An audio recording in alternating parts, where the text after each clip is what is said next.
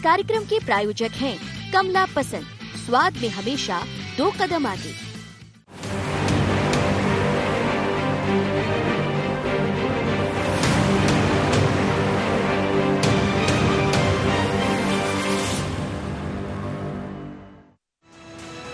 मध्य प्रदेश की सियासत में राक्षस से लेकर रावण तक की एंट्री हो चुकी है। दशहरा नजदीक है और मतदान की तारीख भी करीब आ रही है। कोरोना के चलते भले ही इस बार दशहरे के उत्सव का रंग फीका हो, लेकिन इस बार सियासत में विजयदशमी का रंग ऐसा चढ़ा है कि राजनेता मतदाताओं को पौराणिक पात्रों की कहानी सुनाकर अपना मतलब निकालने की जुगत में है। मंच से किस्से और कहानियां सुनाई जा रही हैं। कोई किसी को गद्दारी याद दिला रहा है तो कोई लोकतंत्र का वास्ता दे रहा है। राजनेता मतदाताओं से अपील कर रहे हैं कि लोकतंत्र का महापर्व है, अपने वोट की आहुति सोच समझकर डालें, किसी के बहकावे में न आए। मुरैना के अंबाह में मुख्यमंत्री शिवराज सिंह चौहान ने जनसभा में कांग्रेस को मायावी करार दे दिया। ये कांग्रेस सुना मायावी है, इसको पता है कि सीधे मुकाबले में ये भारतीय जनता पार्टी को यहाँ नहीं हरा सकती, और इसलिए पिछले चुनाव में भी, इस चुनाव में भी मायावी कोई न कोई खड़ा हो जाता है, और जनता रूपी राम अगर उसके पीछे लग गई तो सुनो रे भैया, कांग्रेस के वोट तो करते नहीं है, कांग्रेस के तो कांग्रेस को ही मिलते हैं। अपने ही कहीं लग लिए मायावी के पीछे तो सुनना कहीं गड़बड़ ना हो जाए। ऐसा नहीं है कि अकेले भाजपा ही राम और रामायण के नाम पर वोट मांग रही हो। कांग्रेस ने तो इस बार दशानन को 25 बना दिया। इतना ही नहीं, इसके पीछे सियासी तर्क भी दिया जा रहा है। लोकतंत्र की रक्षा के लिए 25 सिरों वाले रावण का दहन किया जाएगा। ये इतिहास में पहली बार है। अभी तक दशानन का दहन होता था, लेकिन अब मध्य प्रदेश में 25 सिरों वाले रावण का दहन हो रहा है, क्योंकि 25 रावणों ने मध्य प्रदेश के लोकतंत्र की हत्या की है। मध्य प्रदेश के उपचुनाव में दोनों सियासी दल खुद को राम तो दूसरे को रावण करार देने में लगे हैं। दशहरा है तो राजनेता इस चुनाव को असत्य पर सत्य की जीत से भी जोड़ रहे हैं।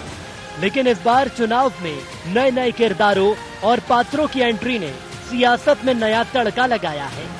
सच है, सियासत में किरदार बदलते रहते हैं, चेहरे और मुद्दे भी बदलते हैं।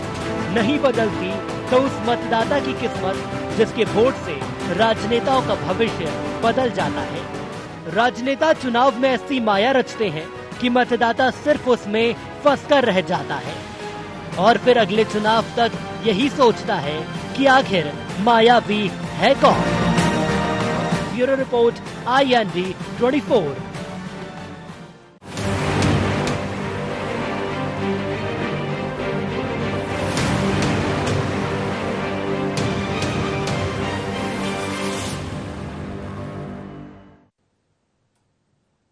IND एजेंडा में आपका स्वागत है। मैं हूं मनोज सैनी और आज का एजेंडा है मायावी है कांग्रेस। इस पर बात करें उससे पहले डाल लेते हैं कुछ खास बिंदुओं पर निगाह। क्या बिना राम रावण के पार्टियों को नहीं मिलेगा वोट? क्या बीजेपी कांग्रेस का विकास नहीं राम जी करेंगे बेड़ा पार? क्या विजयदशमी की गाथा से जीता जाएगा उपचुनाव? क्या नए किरदारों से मिलेंगे नए मतदाता? इन्हीं खास बिंदुओं के साथ आपसे रूबरू है। लेकिन अब चुनाव धीरे धीरे कर नजदीक आ रहा है, तारीख नजदीक है और हर नेता हर पार्टी किसी भी तरह मतदाता के नजदीक पहुंचना चाहती है। और उसके बाद अब मौका तो इस समय दशहरा का है, राम की बात भी होगी, रावण की बात भी होगी। एक दूसरे को कोई किसी को राम बताएगा तो कोई किसी को रावण। लेकिन जब बात पार्टी की होती है तो निशाने पर दोनों अलग अलग पार्टी हो सकती है, पर मतदाता ये सब जानता है कि कौन रावण है कौन राम है, किसकी माया कितनी चल रही है। और इस समय तो माया भी जादूगरी दिखाई दे रही है, कोई अपनी बातों के जरिए कह रहा है तो कुछ अलग अलग ढंग से, क्योंकि हम भी चुनाव के मैदान में जा रहे हैं, समझ रहे हैं। पर क्या ये माना जाए कि माया भी है कांग्रेस? यही हमारा एजेंडा है आज का, इस पर चर्चा करेंगे। उससे पहले मैं अपने 3 मेहमानों से आपका परिचय करा दूं। चेतन सिंह रहेंगे, भारतीय जनता पार्टी के नेता है। चेतन जी, आपका बहुत स्वागत है। अमित तावरे हैं प्रवक्ता मध्य प्रदेश कांग्रेस के। अमित जी आपका भी स्वागत है और साथ ही संदीप पौराणिक जुड़ रहे हैं, वरिष्ठ पत्रकार। संदीप जी आपका भी स्वागत है। चेतन जी, चुनाव अब धीरे धीरे नजदीक है। आपके तमाम सारे पार्टी के नेता इस वक्त दिखाई भी दे रहे हैं, कहीं कोई मंच पर पहुंच रहा है, कई जगह से अलग अलग तरह की चर्चाएं भी आ रही है। लेकिन शिवराज जी का यह कहना कि किसी जाल में मत उलझ जाना, तो क्या ये मायावी है कांग्रेस?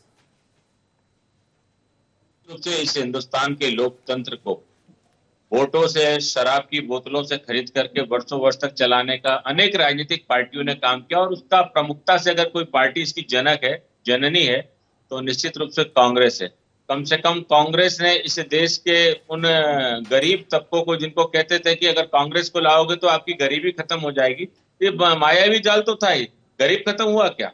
आप बताइए ना, हिंदुस्तान से गरीब खत्म हुआ? अरे गरीब तो इस जहां से परलोक सुधार गया, लेकिन गरीब की संख्या बढ़ गई। गरीब जहां था वहीं का वहीं खड़ा रहा। तो कांग्रेस मायावी है, भ्रम का वातावरण उत्पन्न करती है, लोकतंत्र को गड्डियों से चलाने का प्रयत्न करती है। और ये तो बात सर्वविदित है ना मनोज जी, कोई नई बात मैं नहीं कह रहा हूं। इस हिंदुस्तान में पार्लियामेंट में अपनी सरकार बचाने के लोकतंत्र को नोटों की गड्डियों से किसने खरीदा? इस बात का इतिहास साक्षी है कि चंद नोटों की खातिर जिसने बदले हो संविधान, और चंद वोटों की खातिर जिसने बेचो है अपने ईमान। ये लोग कौन है? ये सब कांग्रेस आई के लोग हैं, कांग्रेस के ही कार्यकर्ता हैं, जिनको महिलाओं में आइटम दिखता है, महिलाओं में टंचमाल दिखता है, महिलाओं बिकाऊ और टिकाऊ दिखती हैं। तो इस प्रवृत्ति के लोग हैं जो बाबर को मानते लेकिन हैं, जो औरंगजेब को मानते हैं। आपने संसद तक वोटों की, नोटों की बात कर दी है, लेकिन अब यदि पुराने इतिहास में जाएंगे तो फिर आपके नेता भी कुछ जगह नजर आए थे। बंगारू लक्ष्मण जी को थोड़ा सा याद कर लीजिए। बंगारू लक्ष्मण जी का जिस प्रकार का ऑडियो बना करके जिनने भी किया है, एक शोषित पीड़ित दलित नेता 1 लाख रुपए की राष्ट्रीय अध्यक्ष रिश्वत लेगा। आप बताइए ना, 1 लाख रुपए की रिश्वत, बताइए आप, 1 लाख रुपए की रिश्वत, क्या बात करते हैं आप मनोज जी? ये तो जिन लोगों ने कहा था, उसके बाद वहां की जनता ने प्रमाण दिया। लगातार 2 बार बंगारू लक्ष्मण जी को वहां की जनता ने चुनाव जितवाया है। तो कांग्रेस का तो यही कृत्य है। इन्होंने कभी भी हिंदुस्तान में डॉक्टर भीमराव अंबेडकर साहब को पार्लियामेंट में चुनाव जीत करके जाने नहीं दिया। डॉक्टर भीमराव अंबेडकर के बनाए हुए संविधान को तोड़ मरोड़ के आज उस संविधान की असंवैधानिक रूप से हत्या कर दी है। कांग्रेस इस हिंदुस्तान की हत्यारी तो है ही, इस संविधान की भी हत्यारी है। शोषित पीड़ित दलितों की बात करने वाले बहन इमरती पे किस प्रकार की टिप्पणी करते हैं। इनका आंखों का जमीर और आंखों का पानी सूख चुका है साहब। अगर इनमें थोड़ी भी पानी होता, थोड़ी भी मानवता होती, तो कम से कम इस प्रकार कमेंट्स नहीं करते। अमित तावरे, माया भी है कांग्रेस, और कितनी माया आप लोग फैलाएंगे, ये भारतीय जनता पार्टी कह रही है। देखिए, ये तो भारतीय जनता पार्टी का पुराना इतिहास रहा है, किस तरीके से संसद के अंदर प्रधानमंत्री मोदी जी ने हमारी बहन रेणुका चौधरी को किस महिला की संज्ञा दी थी। हालांकि ये आज का विषय नहीं है, लेकिन मैं बताऊंगा कि मध्य प्रदेश जो उपचुनाव हो रहा है, मूल जो मुद्दे हैं उससे भटकाना चाहती है भारतीय जनता पार्टी। मध्य प्रदेश की जनता ये जानना चाहती है कि आखिर ये उपचुनाव आखिर क्यों हो रहा है, क्यों उसका करोड़ों रुपया आखिर फिर से बर्बाद होगा, क्यों आखिर उसको फिर से लाइन में लगना पड़ेगा। मतदाता ने जब 5 साल के लिए सरकार चुनी थी, आखिर 1.5 साल में उसको क्यों गिरा दिया गया। ये ऐसे कई मुद्दे हैं, लेकिन भारतीय जनता पार्टी किसी के सम्मान से, किसी के अपमान से लगातार रोज नए नए बाढ़ जो है मुख्यमंत्री जी छोड़ रहे हैं। आज देखिए, आपकी मतलब 15 साल जो एक मुख्यमंत्री रहे, किस तरीके से एक इमोशनल कार्ड खेलते हैं कि भाई यदि इनको नहीं जिताओगे तो मैं भी फिर मुख्यमंत्री नहीं रहूंगा, मुझे भी जो है वो झोला टांग कर जाना पड़ेगा।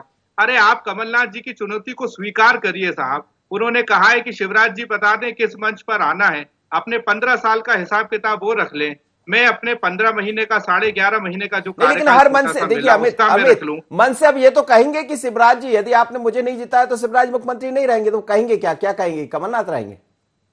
अरे आपको तो अपने 15 साल का और अभी जो आपको समय मिला है उसकी आपको बताना चाहिए ना कि आपने क्या किया है। आप ये इमोशनल कार्ड क्यों खेल रहे हो? कोई भी प्रदेश की जनता, कोई भी देश की जनता को इससे कोई मतलब नहीं है कि कौन मुख्यमंत्री रहेगा और कौन मुख्यमंत्री नहीं रहेगा।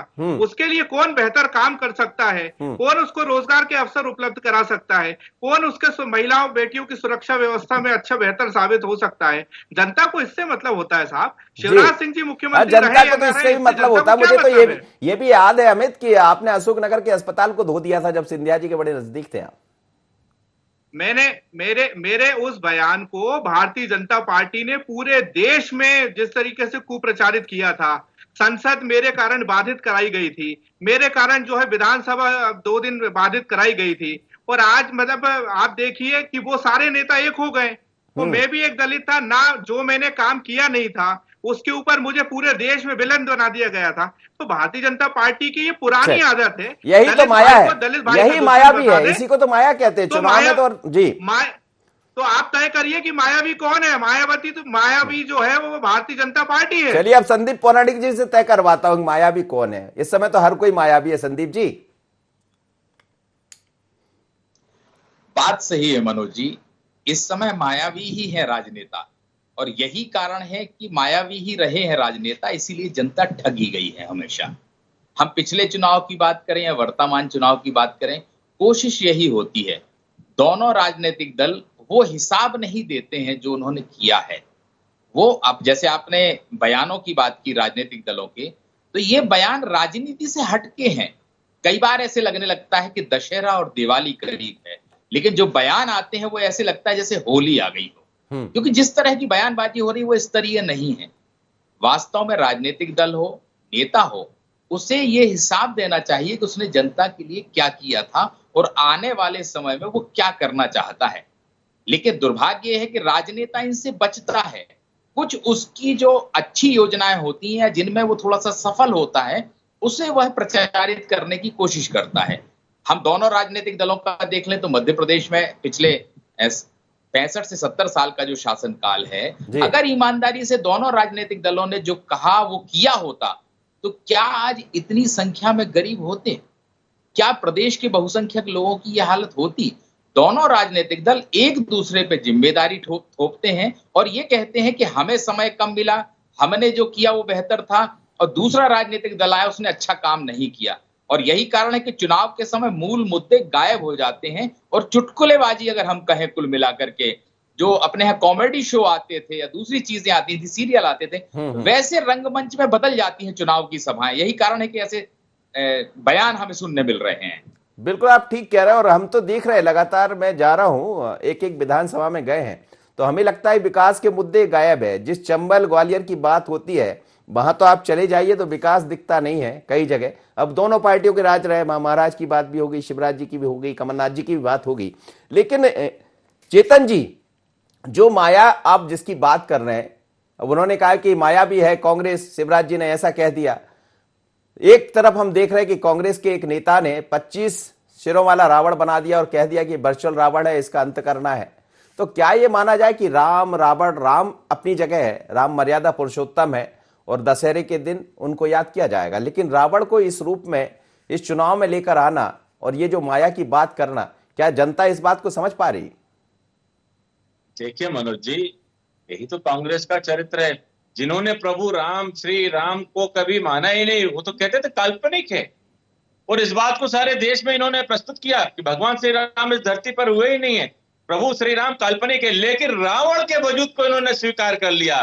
क्यों? क्योंकि इनकी सोच, इनकी प्रवृत्ति, इनकी मानसिकता, इनके परिवार की जो जनरेशन है, इसीलिए तो महिला को टंचमाल कहते हैं, इसीलिए तो असुर शक्तियों को मानते हैं, और इसीलिए इन्होंने रावण के वजूद को स्वीकार किया है। यही कांग्रेस का मूल चरित्र है। यही हम देश को बताना चाहते हैं कि जिन लोगों ने असुरों का साथ दिया, जो राक्षसों के साथ खड़े हैं, जो भारत माँ का विभाजन करने वाली ताकतों के साथ हाथ मिलाकर के चलते हैं, ऐसे लोगों को तो हिंदुस्तान की राजनीति में इस जनता को कहीं मंच पर खड़े भी नहीं होने देना चाहिए। ये राजनीति का एक बहुत बड़ा दुर्भाग्य है। अच्छा। निश्चित रूप से बात विकास की होनी चाहिए, निश्चित रूप से बात विकास की होना चाहिए। इस मध्य प्रदेश में चुनाव की ओर इस बात होना चाहिए। 15%, मिस्टर 15% चुनाव का उद्योग खोल के रखा था तबादलों के रूप में। आप शिवराज जी से तुलना करना चाहते हो? माननीय शिवराज सिंह चौहान जी ने 15 साल में जितने तुम्हारे विधानसभाओं में, चाहे वो कमलनाथ जी हो, चाहे नकुलनाथ हो, चाहे जो जितनी सड़कों का निर्माण किया है ना, तुम उन सड़कों का मेंटेनेंस नहीं रख पाए 1.5 साल की सरकार में। आप कहते हो रोजगार देंगे, क्या रोजगार दोगे? कितना दोस्तों चलोगे?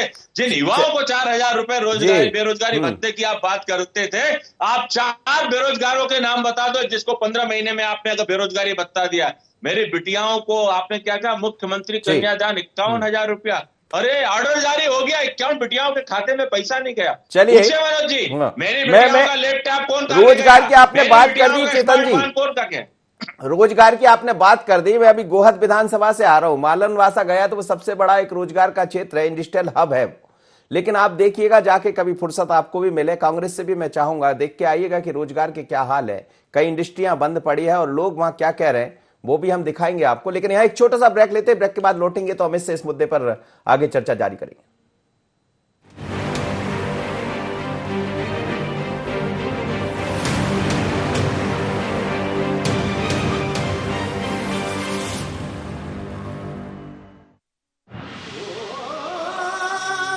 कोई खास है, कोई बात है,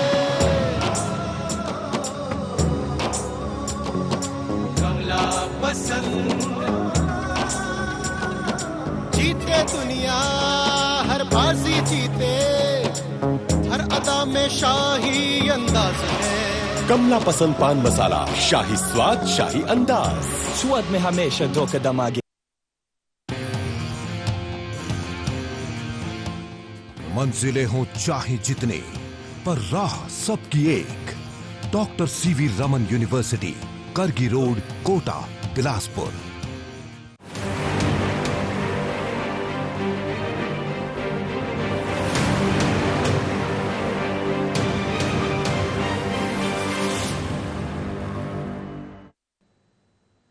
ब्रेक के बाद एक बार फिर आपका स्वागत। और आज का एजेंडा है माया भी है कांग्रेस। मेरे साथ 3 मेहमान जुड़े हुए हैं। अमित तावरे के पास चलूंगा, इससे पहले चेतन जी से बात करा था। अमित जी, बात विकास की होना चाहिए, बात इसकी होना चाहिए कितने लोगों को रोजगार देंगे आप, लेकिन एक जगह जैसा आरोप लगा रहे हैं चेतन जी, अब वो उन लफ्जों का इस्तेमाल मैं नहीं करूंगा क्योंकि आपने भी कर दिया और बीजेपी ने भी कर दिया। लेकिन क्या इन सबके बाद ये माना जाए कि ये जो बातें की जा रही, क्या जनता किसी के माया जाल में उलझ जाएगी? देखिए, चेतन भाई ने बहुत अच्छे से जो है वो रोजगार की बात करी है, तो इनकी कथनी और करनी में किस तरीके का अंतर है मैं आपको बताना चाहता हूं। आज ही मध्य प्रदेश सरकार ने स्कूल शिक्षा विभाग के कंप्यूटर ऑपरेटरों की सेवा समाप्ति की घोषणा कर दी है, जो लगभग जिनकी संख्या हजारों में है। 10,000 नहीं, 20,000 नहीं, 25,000 नहीं, 30 नहीं, 1,000 नहीं, 40-45 हजार से ज्यादा जो है उनको घर पर इन लोगों की सरकार ने बिठा दिया है। आप इससे कल्पना कर सकते हैं कि दिवाली आने वाली है और उस परिवारों की क्या स्थिति होगी, या आप और हम सब समझ सकते हैं। अब रही बात दूसरे मुद्दे की बात करें, तो ये लोग लगातार झूठ बोलते आए थे कि भाई किसानों का कर्जा माफ नहीं हुआ, कर्जा माफ नहीं हुआ। तत्कालीन हमारे पूर्व मंत्री पीसी शर्मा जी के नेतृत्व में शिवराज सिंह जी के हाथों में हम लिस्ट सौंप कर आए थे कि आप ये पढ़िए और आप देखिए और इसको आप चेक करा लीजिए। उसके बाद विधानसभा के पटल पर इनके कृषि मंत्री कमल पटेल जी ने स्वीकार किया कि हाँ भाई 26 लाख किसानों का कर्जा जो है वो माफ हुआ है। तो भारतीय जनता पार्टी की स्पष्ट नीति है कि झूठ बोलो, लगातार बोलो, जोर से बोलो, आंख में आंख मिलाकर झूठ बोलो। तो जनता जो है, जनता ये सब चीजें समझ चुकी है। जनता ने जो है 11.5 महीने का कमलनाथ जी का कार्यकाल देखा है। चाहे गौशालाओं की हम बात कर लें, एक विकसित मध्य प्रदेश की जो कल्पना लेकर माननीय मुख्यमंत्री कमलनाथ जी जो है वो लगातार काम कर रहे थे, उस काम लेकिन आपके एक नेता 25 सिर वाला रावण लेकर आ गए 10 की जगह, और वो कह रहे हैं वर्चुअल है ये।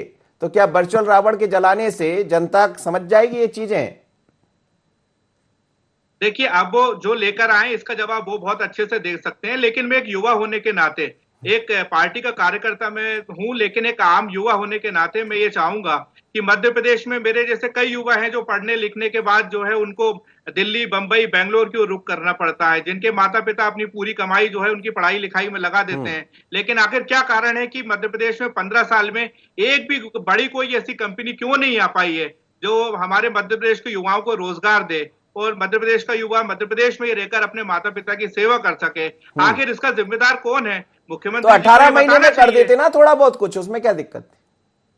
11.5 महीने का समय मिला था माननीय मुख्यमंत्री हमारे कमलनाथ जी को, जिसमें लगातार जो भी हम बेहतर कर सकते थे, बिंदुवार बिंदु में इस पर चर्चा कर सकता हूं। इनके 15 साल का कार्यकाल, वो माननीय पूर्व मुख्यमंत्री कमलनाथ जी का 11.5 महीने का कार्यकाल, आप तुलना करके देख लीजिए। चलिए अभी करते तुलना।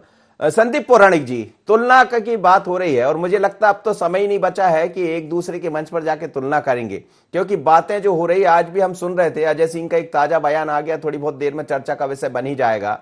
जब उन्होंने सागर में बोला, मैं उसका जिक्र नहीं करूंगा, शायद सुनेंगे तो सब समझेंगे। फिर कमलनाथ जी का बयान सामने आ जाता है, शिवराज जी ने आज जो कहा वो अपनी जगह। क्या ये माना जाए कि यही सब बयानों के जरिए उपचुनाव इतिश्री हो जाएगा? इस चुनाव का खैर कौन जीतेगा कौन हारेगा, लेकिन क्या कुछ दिखाई दे रहा है कि आगे चलकर पार्टियां ये कुछ करेंगी या यही सब बातें चलती रहेंगी? मनोज जी, चुनाव हम कभी भी देखते हैं, चुनाव मुद्दों से हटके होते हैं। हमारे लोकतंत्र की खूबसूरती कहें या राजनीतिक दलों और नेताओं की खामी कहें, वो जनता के सामने सच लाना ही नहीं चाहते, सच बताना ही नहीं चाहते। देश के वास्तविक मुद्दों पर कब चर्चा हुई है चुनाव में? मुझे नहीं लगता है कि कुछ चुनाव को कवर कर रहा हूं मैं, कई चुनाव को जी बहुत कम ऐसे चुनाव हुए हैं जब वास्तविक मुद्दों पर चर्चा हुई। गरीबी पे चर्चा हुई हो, बेरोजगारी पे चर्चा हुई हो, तमाम समस्याओं पे चर्चा हुई हो। अंत में जाके कुछ सीमित विषय हैं हमारे, चाहे राष्ट्रीय राजनीति की बात करें हम, तो धर्म और समाज पे आके बात ठहर जाती है। जो राज्य स्तरीय चुनाव हो जाते हैं वो जुमलों में आके ठहर जाते हैं, तरह तरह के आरोप लगाए जाने लगते हैं। लेकिन आम जनता का वास्तविक मुद्दा यह है कि हमारे यहाँ कोरोना के बाद क्या स्थितियां हैं। क्या किसी राजनीतिक दल ने यह बात की कि इस समय समाज दो हिस्सों में बटा हुआ है? एक गरीब समाज जो खाने के लिए लालायित है और दूसरा वर्ग वो जो आराम से जिंदगी जी रहा है। क्या इसकी कोई बात करता है? राजनीतिक दलों को वास्तविकता यह है कि उन्हें सत्ता की भूख होती है। वो कहते जरूर हैं कि हम जन सेवा के लिए आना चाहते हैं। यही कारण है कि मूल मुद्दों से भटक के लोगों का ध्यान यहाँ मायावी और दीगर चीजों पे, 25 सिर का रावण, इसका क्या औचित्य है? ये तो कोई राजनीतिक दल बताए कि इस समय इन बातों की चर्चा का क्या मतलब है आखिर इस चुनाव में। जी जी बिल्कुल। चेतन जी, यही ये जो मायावी जिसका आप भी जिक्र कर रहे हैं, कांग्रेस भी, उन्होंने 25 सिर वाला रावण बना दिया, वर्चुअल बनाया, एक्चुअल कुछ नहीं है। हालांकि वो सब वर्चुअल है, लेकिन एक्चुअल कब होगा? जब जनता को रोजगार मिल जाएगा। एक्चुअल कब होगा? जब चुनाव की सभा में हम खड़े होकर ये कह रहे होंगे कि हमने ये सब कर दिया है। क्या इन सब बातों से ये चुनाव संपन्न हो जाएगा? देखिए, चुनाव तो फिलहाल मनोज जी इन्हीं बातों पे संपन्न होने जा रहा है जी, क्योंकि विकास और विकास के जो पैमाने हैं उससे कांग्रेस का कभी वास्ता नहीं रहा। अगर विकास के पैमाने पर इस देश का रोडमैप राजनीति में कांग्रेस का रहता तो आज देश इस दुर्भाग्यशाली परिस्थिति में खड़ा नहीं रहता। जो लोग विकास की बात कह के लोगों को गुमराह करना चाहते हैं, बोल रहे हैं हमने किसानों का कर्ज माफ किया, किसानों का कर्ज माफी एक छलावा और धोखा। आज किसान बेरोजगार होकर के परेशान हो गया। किसी की सोसाइटी और बैंक से उसको अपना काम धंधा करने के लिए उसको कोई एजेंसी लोन नहीं दे रही। अभी तो ये जिन लोगों ने फर्जी ऋण प्रमाण पत्र बांटे हैं, ये सारे अधिकारी नेता जेल जाएंगे। क्या किसान है तो किसान को किसी भी तरह गुमराह करोगे? इसीलिए तो माननीय शिवराज सिंह चौहान जी ने कहा, मायावी जो झूठ छल कपट का सहारा लेते हैं। मां सीता का अपहरण करने के लिए भी रावण ने यही रूप धारण किया था।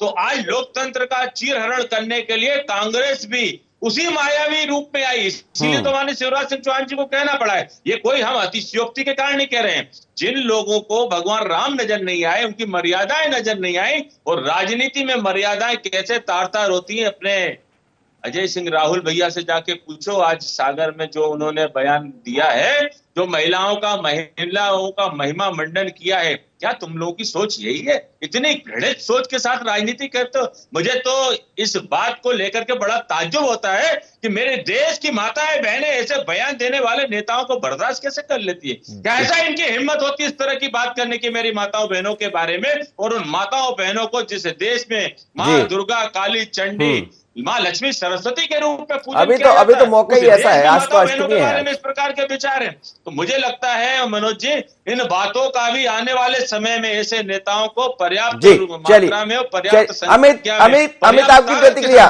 समय नहीं, अमित एक छोटी सी प्रतिक्रिया। देखिए चेतन भाई बहुत बड़ी बड़ी बातें कर रहे हैं महिलाओं के मामले में। आपने जैसे आइटम शब्द का प्रयोग तो आप सभी लोग बहुत अच्छे से कर रहे हैं। मैं आप तीनों से पूछना चाहता हूं कि बिसाऊ लाल सिंह जी ने जो हमारे आदिवासी प्रत्याशी उनकी महिला के बारे में जो कहा था, क्या आप तीनों में से कोई इस चैनल पर उस भाषा का प्रयोग कर सकता है? उसको आप लोग बता सकते हो? हम तो कुछ भी नहीं करेंगे, आप ही लोग कर रहे हैं सब। तीनों को कहा संदीप जी क्यों जोड़ रहे हैं? हम लोग क्यों करेंगे भाई? आप उस शब्द का वो समझिए कि किस तरीके का निम्न स्तर का शब्द उन्होंने प्रयोग किया था, जो आप तीनों भी नहीं कह सकते हो, कोई भी नहीं कह सकता चैनल के माध्यम से।